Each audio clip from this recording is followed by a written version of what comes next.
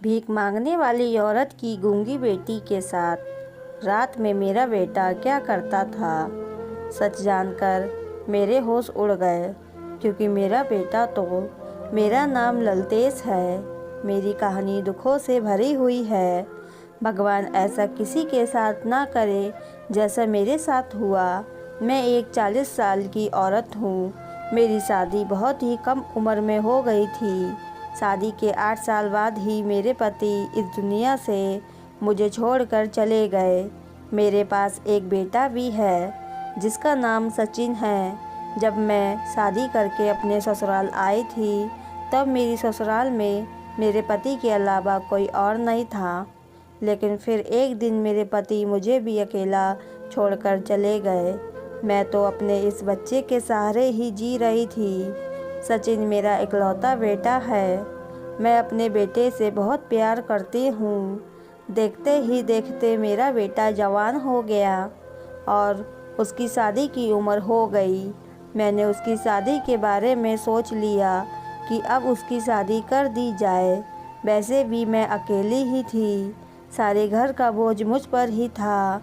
मैंने अपने बेटे से कहा, मैं चाहती हूँ कि अब तुम्हारी शादी कर दी जाए। मेरे बेटे की ख्वाहिश भी बड़ी अजीब थी। वो चाहता कि उसकी शादी एक गूंगी लड़की से हो, लेकिन ये नामुमकिन था।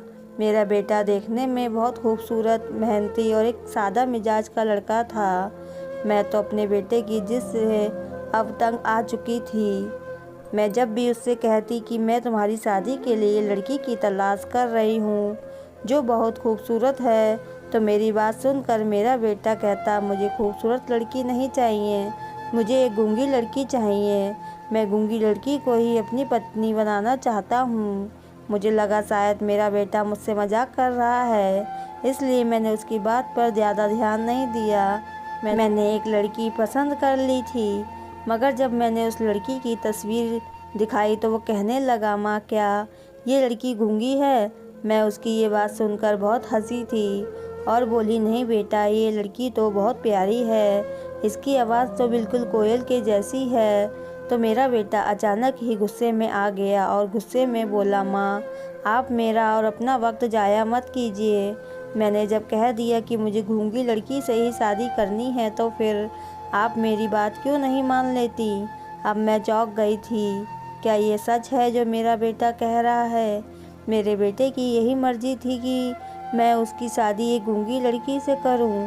मैंने सचिन से कहा, सचिन ऐसी भी वह क्या बात हो गई है कि तुम्हें गूंगी पत्नी चाहिए?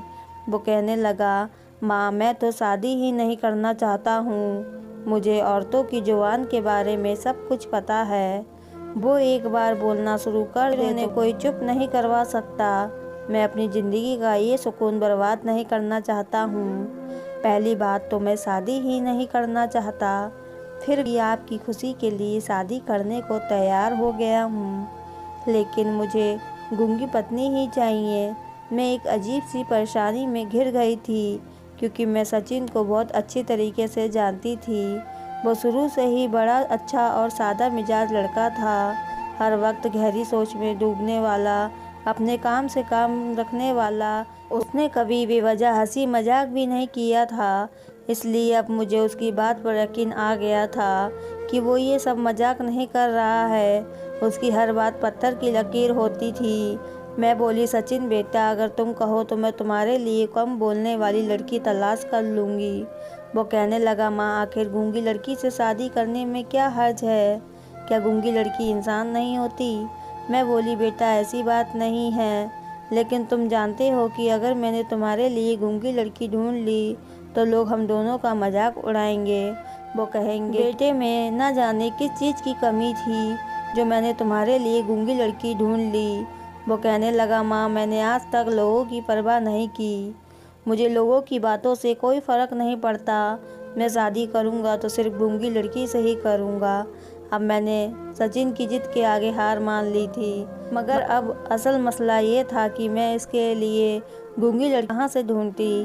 मैं सचिन के इस फैसले पर राजी तो हो गई थी, लेकिन अब मैं परेशान थी कि आखिर मैं क्या करूं और ऐसी लड़की कहाँ से लेकर आऊं जो गूंगी हो। मैं चाहती थी कि जल्द से जल्द मेरे घर बहू आ जाए, क्योंकि मेरा एक ही बेटा था। मैं चाहती कि इसका घर अपने सामने ही बसा जाऊं, क्योंकि अब मेरी तबीयत खराब रहने लगी थी। मुझसे घर के काम भी नहीं होते थे। सचिन मेरी शादी के 1 साल बाद ही पैदा हो गया था।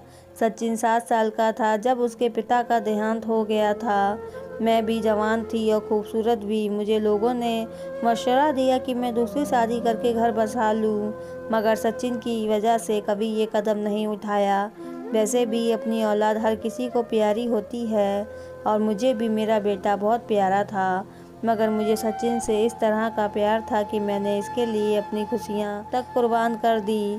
मैंने ये नहीं सोचा था कि पता नहीं दूसरा पति मेरे बेटे को कभी अपना समझे भी या नहीं। अगर उसने मेरे बेटे को नहीं समझा तो फिर मैं क्या करूँगी। इसलिए मैं नहीं चाहती थी कि मैं कभी दोबारा शादी करूँ, और इस भरी दुनिया में मैंने उसको अकेला ही पाल पोस कर बड़ा किया। मैंने अपने घर का माहौल बड़ा दोस्ताना रख रखा था। मैं चाहती थी कि मैं और सचिन दोस्तों की तरह साथ रहें, हम एक दूसरे के साथ हर बात शेयर करें, मगर मैं ऐसा करने में नाकाम रही। न जाने क्यों सचिन खोया खोया सा रहता था।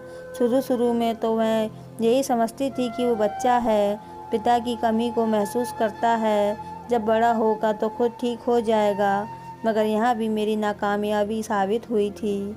सचिन सुधरने की बजाय और भी ज़्यादा अपने आप में खोने लगा था। लेकिन उसकी ये हालत देखते हुए तो मैं सोचने लगी थी कि मैं उसकी ऐसी लड़की से शादी करूँगी जो बहुत हंसमुख और खुश मिजाज होगी, तो हम दोनों सास बहुओं का वक्त अच्छा गुजर जाएगा। मगर मेरे इस अरमान पर भी सचिन ने पानी फेर दिया था। हमेशा की तरह मैंने इस बार भी सचिन की ख्वाहिश के आगे अपना सिर झुका लिया। अब मैं सचिन के लिए गूंगी लड़की ढूंढने में लग गई, मगर मुझे ये नहीं पता था कि गूंगी लड़की ढूंढना इतना मुश्किल हो जाएगा। मैंने आसपास काफ़ी लोगों से गूंगी लड़की के रिश्ते के लिए कह दिया था कि मुझे गूंगी लड़की का रिश्ता चाहिए, मगर मेरी परेशानी की बात तो ये थी कि कोई मेरी बात को सीरियस नहीं ले रहा था। मैं जिस किसी को भी गूंगी लड़की को कहती, वो कहने लगता, अरे छोड़ो तुम गूंगी लड़की को, और ये देखो तस्वीर, ये लड़की एमए पास है। तो कोई कहता कि इस लड़की से अपने बेटे की शादी कर दो, ये 4 भाइयों की इकलौती बहन है, बहुत ज़्यादा अमीर है, बहुत दहेज लेकर आएगी।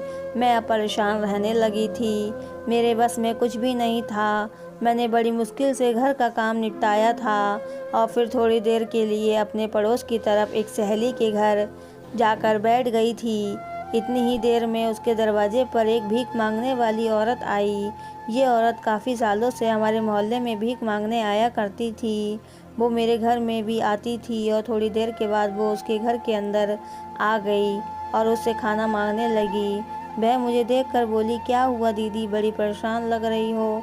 मुझे तो वैसे भी किसी ऐसे इंसान की ज़रूरत थी जो मेरे दुख को सुन लेता और समझ भी लेता।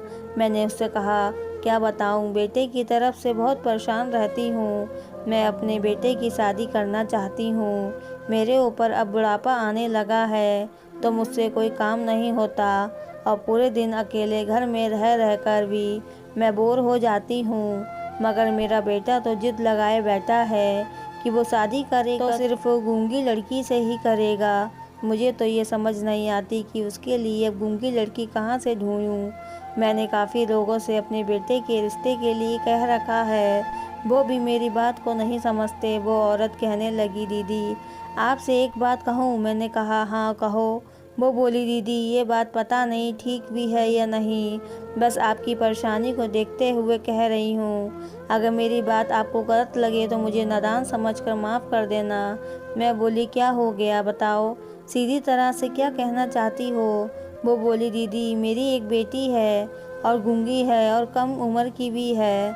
अगर आप उसका रिश्ता लेना चाहते हैं तो खुशी खुशी आपको अपनी बेटी का हाथ दे दूँगी। मैं उस औरत की बात सुनकर गहरी सोच में डूब गई।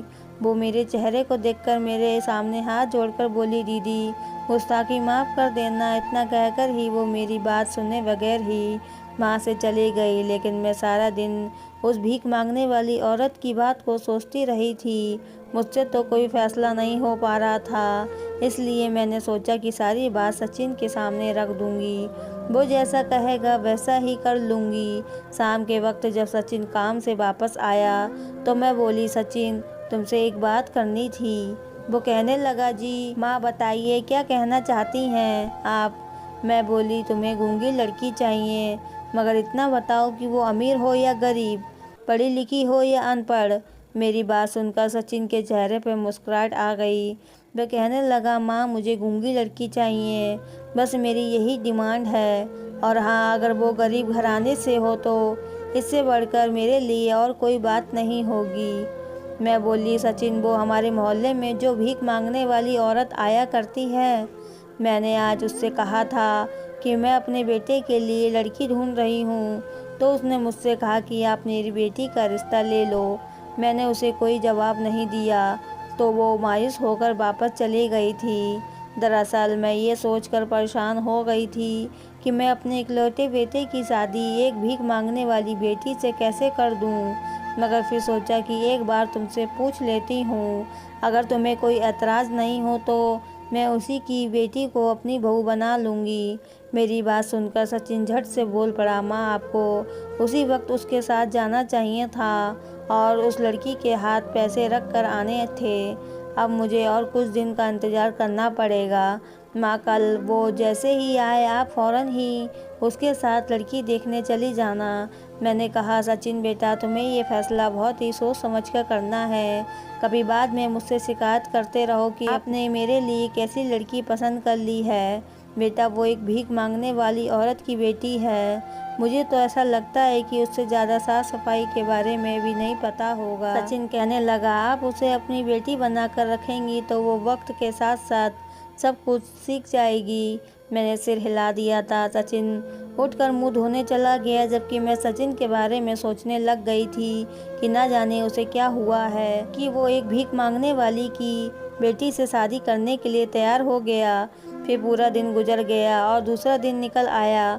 मैंने महसूस किया था कि वक्त के साथ सचिन की बेचैनी भी बढ़ती जा रही थी। उसने मुझसे इतना कह दिया था कि जैसे ही आज वो औरत भीख मांगने आए तो आप उसे घर पर रोक लेना और मुझे फ़ोन करके बुला लेना। वो लोग गरीब हैं, उन्हें शादी की कोई भी तैयारी ना करनी पड़े, इसलिए हम अपने साथ ही लड़की को मंदिर ले जाएंगे और मंदिर में शादी कर लेंगे।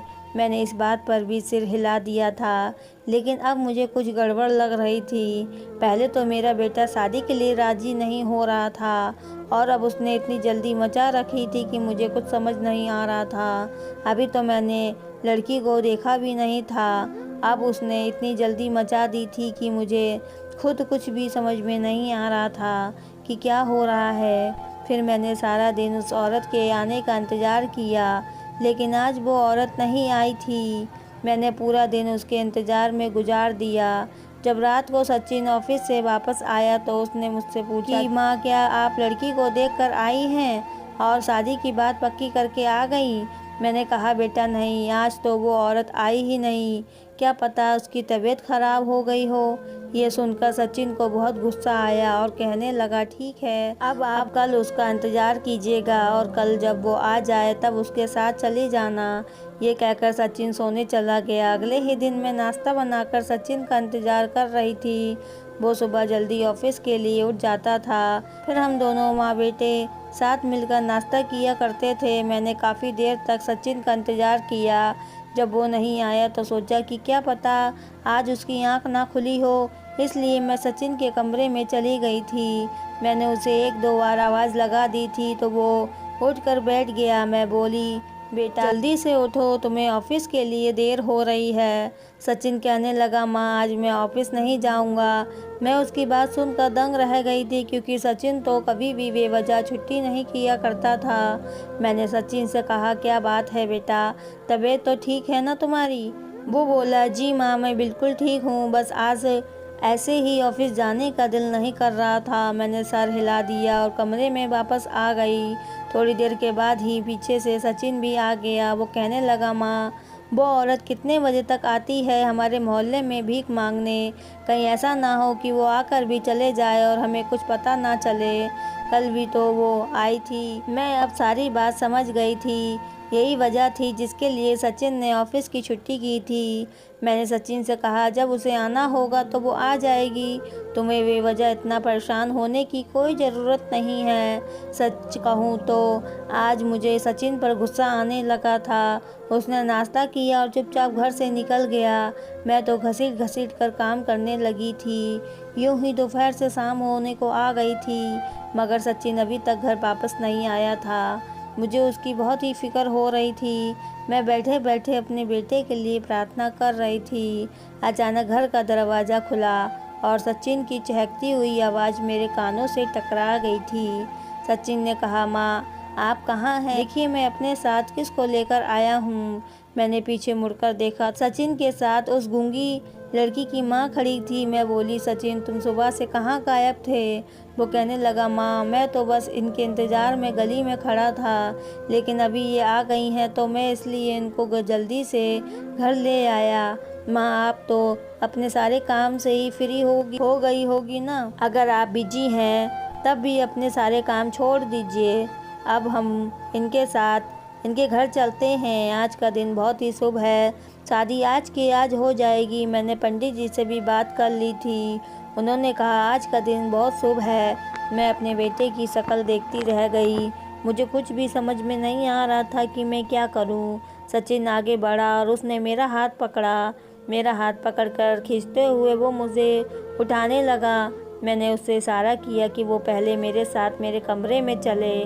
वो कमरे में आया तो मैं बोली, सचिन पहले हम लड़की को देख लेते हैं, पता नहीं वो तुम्हारे लायक भी है या नहीं। अगर ये रिश्ता मेरी समझ में आ गया तो हम दोनों जाकर पंडित जी से मुहूर्त निकलवा कर शादी तय कर देंगे। सचिन ने जोर जोर से नहीं में सिर हिला दिया। वो कहने लगा, सवाल ही पैदा नहीं होता माँ, बस मैंने तय कर लिया है कि मैं शादी करूँगा तो इन्हीं की बेटी से करूँगा, और वो भी आज ही करूँगा। आप उठिए और मेरे साथ चलिए, हमारे पास ज़्यादा वक्त नहीं है। मैं उसे देखती रह गई। मैं बोली, क्या ये तुम्हारी आखिरी फैसला है? सचिन ने हाँ में सिर हिला दिया और बोला कि माँ ये मेरा आखिरी और सही फैसला है, और इसका जो भी नतीजा निकलेगा मैं बर्दाश्त करने के लिए तैयार हूँ।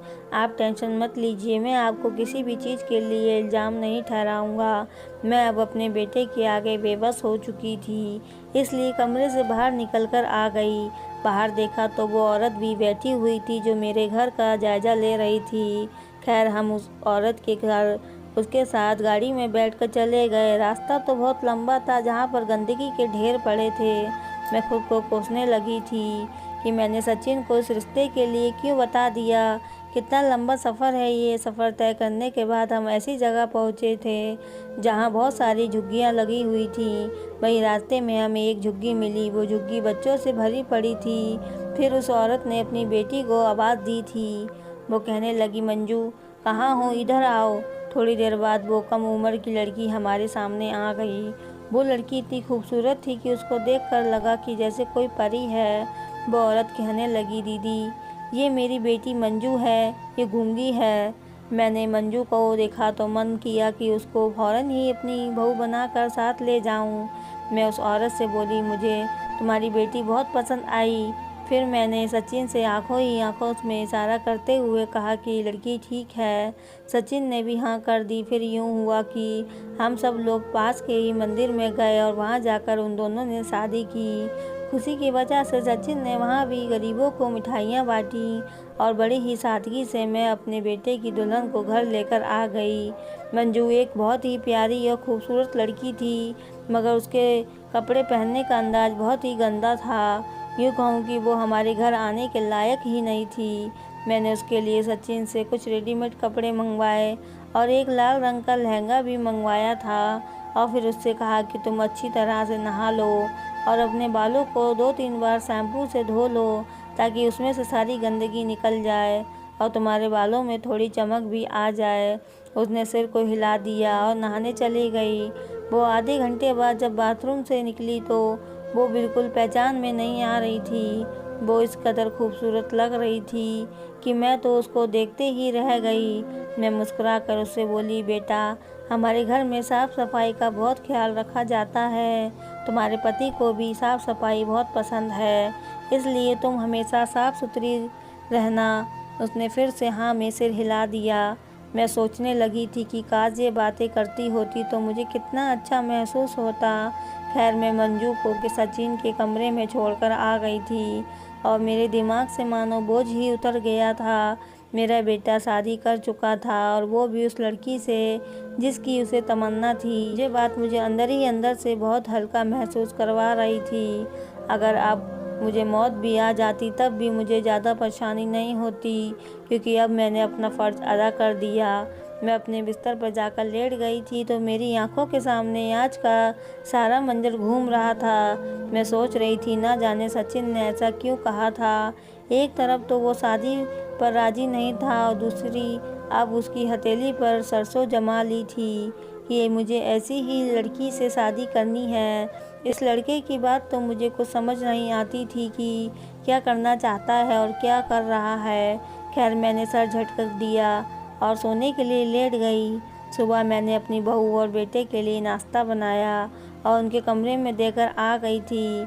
सचिन बहुत खुश लग रहा था, जबकि मेरी बहू बड़ी शर्माई शर्माई सी थी। मैंने मंजू के सिर पर हाथ रखा और बोली, बेटी मैं तुम्हारी माँ हूँ, तुम मुझे अपनी माँ ही समझो, मुझसे शर्माने की कोई ज़रूरत नहीं है। उसने सिर हिला दिया तो मैं कमरे से बाहर आ गई। थोड़ी देर बाद सचिन नाश्ते के बर्तन बाहर लेकर आया। मैं बोली, सचिन बेटा तुम्हें अपनी पत्नी कैसी लगी? वो मुस्कुरा कर बोला, माँ मुझे जैसी लड़की चाहिए थी मंजू वैसी ही है, बस अभी थोड़ी सी नासमझ है। उसकी परवरिश अब आपको करनी है, वो अब आपकी जिम्मेदारी है। मैं बोली, हाँ क्यों नहीं, मैं उसे हर रोज़ सिखा दूंगी। सचिन की बातें सुनकर मुझे तसल्ली हो गई थी। मेरा बेटा खुश था तो समझो मुझे दुनिया की हर खुशी मिल गई थी। सचिन जैसे ही घर से बाहर निकल गया तो मंजू मेरे पास आ गई। उसने मेरे हाथ से बर्तन ले लिए और इशारे से कहने लगी कि आप ये बर्तन छोड़ दीजिए, उनको मैं धो लूँगी। मैं बोली, नहीं बेटा, अभी तो मैं तुम्हें अपने घर में पूरा आराम करवाऊँगी और फिर तुमसे मीठा बनवाऊँगी, उसके बाद तुम काम करती रहना। मुझे ये बताओ, तुम्हें मीठे में कुछ बनाना आता है? वैसे भी तुम्हारे पति को तो खीर बहुत ज़्यादा पसंद है। उसने उदासी से ना में सिर हिला दिया तो मैं बोली कि कोई बात नहीं, फिक्र मत करो, मैं तुम्हें सब सिखा दूँगी। दिन तो ऐसे ही गुजर गया, लेकिन जब रात हुई तो मेरा बेटा बोला, माँ आज मैं और मंजू छत पर सोएंगे। कल भी सारी रात मुझे कमरे में बहुत गर्मी लगती रही। मैं सचिन की बात सुनकर हैरान हो गई थी, क्योंकि मौसम तो ठीक था, इतनी गर्मी नहीं थी। अब तो मैं भी कमरे में सोने लगी थी। रात को उठकर अपने कमरे का पंखा भी बंद कर देती थी, क्योंकि मुझे बड़ी ठंड लगने लगी थी। खैर मैंने सचिन से ये बात नहीं की। मुझे लगा कि शायद पति पत्नी को प्राइवेसी चाहिए होगी, तभी तो वो छत पर जाने का बहाना ले रहा है। वो दोनों पति पत्नी छत पर चले गए तो मैं अपने कमरे में आ गई। सुबह जब मंजू नीचे आई तो वो बहुत ज़्यादा थकी हुई लग रही थी। कल तो वो इस टाइम बहुत फुर्तीली लग रही थी। मैंने मंजू का हाथ पकड़ लिया और बोली कि बेटा क्या बात है, तो मुझे कुछ बुझी बुझी सी लग रही हो, क्या ऊपर रात सर्दी लग रही थी? मंजू मुझे इशारे से कुछ बताने लगी, तभी सचिन ने उसे झटक दिया और बोला, सुबह सुबह तुम क्या बातें करने खड़ी हो गई हो? चलो अपने कमरे में जाओ और जाकर हाथ मुंह धो लो, तभी बाहर आना। उसने जल्दी से अपना हाथ छुड़ाया और कमरे में चली गई। मुझे सचिन का ये अंदाज अच्छा नहीं लगा था, मगर मैंने सर झुका लिया और नाश्ता बनाने लगी। नाश्ता लेकर जब मैं सचिन के कमरे में पहुंची तो मुझे सचिन की आवाज़ आ रही थी। वो गुस्से से बोल रहा था, कहने लगा, मंजू एक बात तुम याद रखना, हम दोनों पति पत्नी के बीच जो कुछ भी है वो हम दोनों के बीच में ही रहना चाहिए। मैं तुम्हें इस बात की हरगिज़ इजाज़त नहीं देता कि तुम हमारी पर्सनल बातें मेरी माँ से या फिर अपनी माँ से शेयर करती रहो। तुम ये मत समझना कि मैं घर से बाहर चला जाऊँगा तो तुम मुझे कुछ नहीं पता चलेगा कि तुमने मेरी माँ को क्या बताया है। अगर मुझे कुछ भी ऐसा वैसा मालूम हुआ तो मैं तुम्हें तलाक दे दूँगा। मैं तो सचिन की बातें सुनकर दंग ही रह गई थी। मैं थोड़ी देर बाद गला खंगालती हुई कमरे के अंदर दाखिल हो चुकी थी। मेरे सामने सचिन बिल्कुल नॉर्मल था, बल्कि मंजू के साथ भी हंस हंस कर बातें कर रहा था। उनको नाश्ता देकर मैं बाहर आ गई और सोचने लगी कि ना जाने सचिन की परवरिश में मुझसे कहाँ कमी रह गई, कुछ ही दिन गुजरे थे कि मंजू ने मुझसे जिद की कि वो अब घर के कामकाज करना चाहती है, इसलिए वो फिर खीर बनाना सीखना चाहती थी। मैंने इस बार ज़्यादा इनकार नहीं किया और उसे किचन में अपने साथ ले गई। हम दोनों मिलकर काम कर रहे थे। तभी मैंने अपनी बहू के चेहरे को गौर से देखा था। उसका चेहरा मुरझाया हुआ लग रहा था। आंखों के नीचे भी हल्के हल्के काले घेरे पड़ चुके थे, जो शायद रात के जागने की वजह हो जाते हैं। उसका चेहरा सफ़ेद हो गया था। मेरे घर में हर चीज़ थी, खाने पीने की कोई कमी नहीं थी, मगर मंजू मेरे घर आकर बहुत कमज़ोर हो गई थी।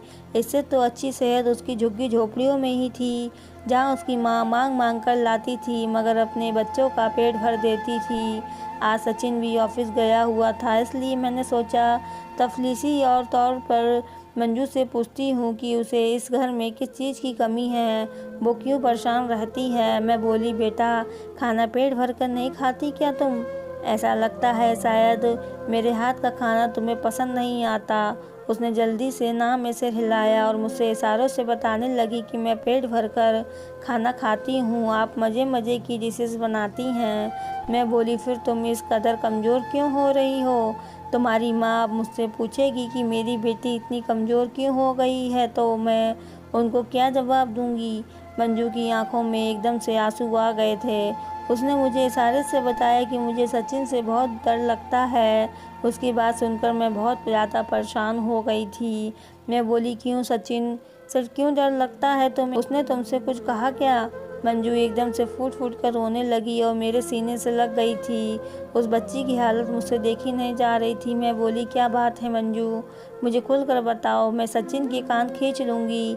उसने मेरे सामने हाथ जोड़ दिए और मुझसे समझाने लगी कि आप इन बातों का जिक्र सचिन के सामने मत कीजिएगा, नहीं तो वो मेरे साथ बुरा सलूक करेंगे। मैंने उससे यकीन दिलाया कि ऐसा कुछ भी नहीं होगा, तुम फिक्र मत करो। उसके बाद मैंने भी मंजू से जांच पड़ताल नहीं की और ना ही मंजू ने मुझे कुछ बताया। शाम को जब सचिन घर आया तो मैं उन दोनों पति पत्नी पर नज़र रख रही थी। मुझे साफ नज़र आ रहा था वो दोनों रोज़ ही रात को मुझसे छत पर जाने के बहाने करने लगते कि नीचे बहुत गर्मी है, हमें छत पर सोना है। मगर जब सुबह होते ही मंजू नीचे आती तो बहुत अजीब सी हालत में होती थी। वो तो मुझे इशारे से कुछ बताना चाहती थी, लेकिन मेरा बेटा उसे डांट दिया करता था। मुझे अब शक होने लगा था क्योंकि मेरी बहू की हालत दिन ब दिन ख़राब होती जा रही थी। मुझे पता था कि उन दोनों के बीच कुछ ना कुछ तो गड़बड़ ज़रूर है। मैंने भी सोच लिया था कि आज मैं इस रात से पर्दा हटा कर ही रहूँगी। फिर जब रात हुई तो सचिन और मंजू छत पर सोने के लिए चले गए, जबकि मैं बहुत ही गहरी सोच में बैठी थी कि अब मुझे क्या करना चाहिए। आखिरकार मैंने इस फैसले पर पहुँच गई कि मुझे छत पर जाकर अपनी आंखों से देखना चाहिए कि मैं आखिर माजरा क्या है। यूँ मैं घुटनों की मरीज बड़ी मुश्किल से सीढ़ियाँ चढ़ने लगी थी। एक कदम उठाकर जब मैं छत पर पहुंची तो सामने का नज़ारा देखकर दहल कर रह गई थी। मैंने देखा एक बड़ा सा गोल घेरा था जिसके इर्द गिर्द आग जल रही थी। उस गोल घेरे के अंदर मंजू बैठी हुई थी। मंजू बहुत ही ज़्यादा डरी हुई थी, जबकि सचिन घेरे के बाहर खड़ा हुआ कुछ पढ़ रहा था। वो अजीब सी भाषा थी जो मैंने पहले कभी नहीं सुनी थी। मैं और आगे बढ़ी तो मैंने देखा कि मंजू को सांस लेने में भी बहुत परेशानी हो रही थी। ऐसा लगता था जैसे वो अपनी आखिरी सांसें ले रही हो और मंजू को इस हालत से निकालने की कोशिश करने लगी। इतनी देर में सचिन की मुझ पर नज़र पड़ी। वो एकदम से चीख पड़ा था। सचिन कहने लगा, माँ आप पीछे हट जाओ, मंजू के करीब मत जाना, इसके करीब भी आने की कोशिश मत करना, नहीं तो मेरी इतनी रातों की मेहनत ख़राब हो जाएगी। मुझे समझ नहीं आया कि वो किस मेहनत की बात कर रहा था। मैंने सचिन से कहा, सचिन मंजू मर जाएगी। सचिन कहने लगा, माँ अगर मंजू बच गई तो मैं मर जाऊंगा। ये बात सुनकर तो मेरा दिल कांप उठा था। सचिन ने कहा, मैंने अपनी सारी जवानी काले जादू की किताबें पढ़ने में गुजार दी। माँ अब आप देखना कि मैं और भी ज़्यादा ताकतवर बन जाऊंगा। मैं चाहता हूँ कि कुछ ऐसा करूँ कि सब इंसानों पर मेरा ही राज हो। माँ देखिए, मैं कामयाबी की दहलीज तक पहुँच गया हूँ, आप मेरा काम खराब मत कीजिए। मैंने इसलिए तो गूंगी लड़की से शादी की थी ताकि वो आपको कुछ ना बता पाए कि मैं क्या कर रहा हूँ, लेकिन ना जाने आपको कैसे पता चल गया और आप यहाँ पर पहुँच गई।